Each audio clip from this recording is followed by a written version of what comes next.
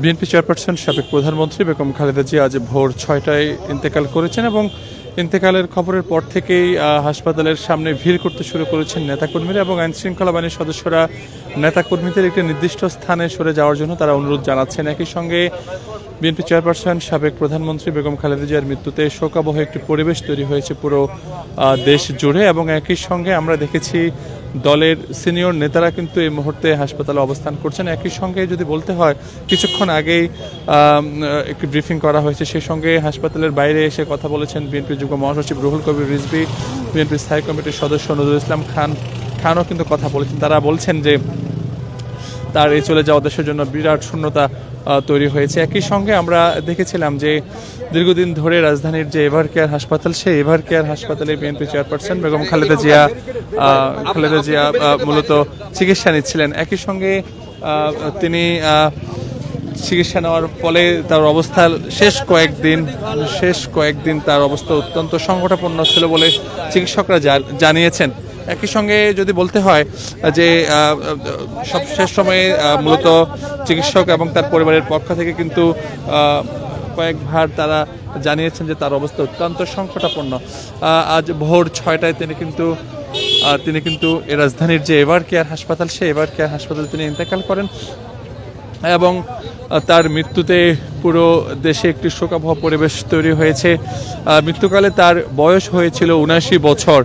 তিনি শেষ কয়েকদিন রাজধানীর যে এভার কেয়ার হাসপাতাল, সেই এভার কেয়ার হাসপাতালে তিনি চিকিৎসা নিচ্ছিলেন এবং আমরা দেখেছিলাম যে তার অবস্থার শেষে কয়েকদিন শুরুর দিকে কয়েকদিন অপরিবর্তিত থাকলেও মাঝামাঝি সময়ে এসে কিছুটা উন্নতির কথা চিকিৎসকরা জানালেও কিন্তু শেষ কয়েকদিন তার অবস্থা সংকটাপন্ন হয় বলে চিকিৎসক এবং পরিবারের পক্ষ থেকে জানানো হয়।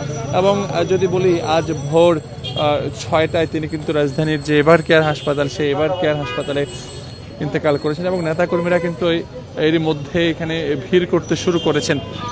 আইনশৃঙ্খলা বাহিনীর সদস্যরা তাদের সরিয়ে দিচ্ছেন নিরাপদ একটি স্থানে। একই সঙ্গে আমরা দেখেছি যে আইনশৃঙ্খলা বাহিনীর সদস্যরা কিন্তু এখানে মোতায়েন রয়েছে। একই সঙ্গে বিএনপির শীর্ষ নেতারাও কিন্তু ভিতরে প্রবেশ করছেন এক এক করে। এছাড়া বিভিন্ন রাজনৈতিক দলের নেতারাও কিন্তু আসতে শুরু করেছেন এভার কেয়ার হাসপাতালে। বিএনপি চেয়ারপারসন সাবেক প্রধানমন্ত্রী বেগম খালেদা জিয়া তিনি দেশের প্রথম নারী প্রধানমন্ত্রী ছিলেন এবং তিনি দীর্ঘদিন ধরে লিভার সহ বিভিন্ন রোগে তিনি চিকিৎসাধীন ছিলেন এই রাজধানীর এভার কেয়ার হাসপাতালে। আমরা রয়েছি এই মুহূর্তে রাজধানীর যে এভার কেয়ার হাসপাতাল, সেই এভার কেয়ার হাসপাতালে এবং নিশ্চয়ই আপনারা দেখতে পাচ্ছেন যে নেতাকর্মীদের যে ভিড় সেটা কিন্তু ক্রমশই বাড়তে শুরু করেছে। যদিও আজ সকাল থেকে কিছুটা ভিড় কম থাকলেও বেলা বাড়ার সঙ্গে সঙ্গে রাজধানীর যে এভার কেয়ার হাসপাতাল, সেই এভার কেয়ার হাসপাতালে নেতাকর্মীরা আসতে শুরু করেছেন এবং জানাজার বিষয়ে আমরা যেমনটি জেনেছিলাম যে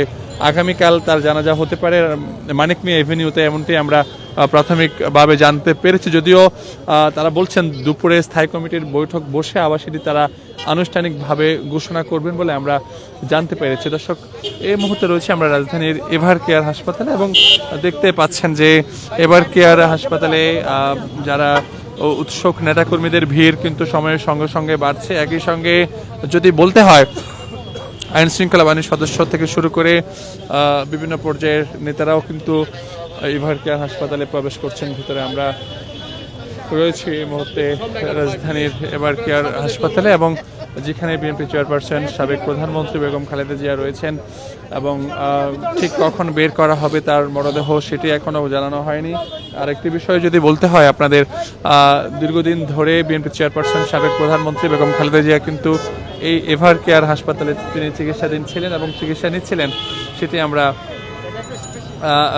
শুরু থেকে জানিয়েছিলাম। কিন্তু গত 2-3 দিন তার অবস্থা ক্রমশই খারাপের দিকে যাচ্ছিল। চিকিৎসক থেকে শুরু করে তার পরিবারের পক্ষ থেকেও কিন্তু সেটি জানানো হয়েছে যে তার অবস্থা সংকটাপন্ন। আমরা দেখেছি আজ ভোর 6টায় তার সেই যে মৃত্যুর খবর সেটা কিন্তু গণমাধ্যমে এসেছে। প্রথমে তার যে ব্যক্তিগত চিকিৎসক ডাক্তার রেজাউল জাহিদ হোসেন তিনি কিন্তু জানিয়েছেন যে বিএনপির চেয়ারপারসন সাবেক প্রধানমন্ত্রী বেগম খালেদা জিয়া মারা গেছেন, এবং এরপরে বিএনপির মিডিয়া সেল থেকে কিন্তু আবারও সেটি জানানো হয়।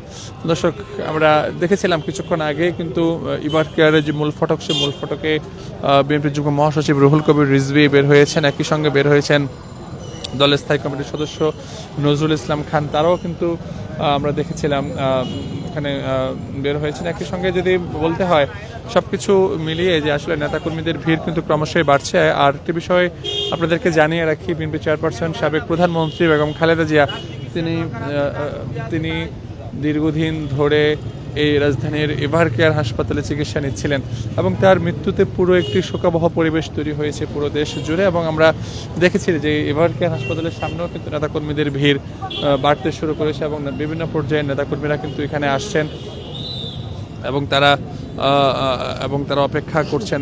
একটা বিষয় একটু আপনাদের একটু বিষয় জানিয়ে রাখি যে বিএনপি চেয়ারপারসন বেগম খালেদা জিয়া তার মৃত্যুকালে বয়স হয়েছিল ৭৯ বছর। তিনি কিন্তু যে রাজনীতি অর্থাৎ গৃহবধূ থেকে রাজনীতিতে পা রেখেছেন। এবং আরেকটা বিষয় যদি বলতে হয় যে বিএনপি চেয়ারপারসন বেগম খালেদা জিয়া তিনি দীর্ঘদিন ধরে কিন্তু এই এভার কেয়ার হাসপাতালে চিকিৎসা নিচ্ছিলেন, এবং আজ ভোর ৬টায় তিনি ইন্তেকাল করেছেন, এবং তার জানাজা আগামীকাল মানিক মিয়া এভিনিউতে হতে পারে বলে আমরা প্রাথমিকভাবে জানতে পেরেছি। এবং যদিও দুপুরে দলের স্থায়ী কমিটির একটি বৈঠকে বসে তা আনুষ্ঠানিকভাবে সিদ্ধান্ত জানাবে বলে আমরা জানতে পেরেছি। দর্শক, এই ছিল আমাদের কাছে সবশেষ। আমরা আবারও যুক্ত হব, এবং এই পথটি ধরে কিন্তু দলের অন্যান্য যে সকল নেতারা রয়েছেন তারা কিন্তু স্থানীয় নেতারা যাচ্ছেন, একই সঙ্গে বিভিন্ন রাজনৈতিক দলের নেতারাও কিন্তু ভিতরে প্রবেশ করছেন। দর্শক, এই ছিল রাজধানীর এভার কেয়ার থেকে সবশেষ। আমরা আবারও যুক্ত হব অন্য কোনো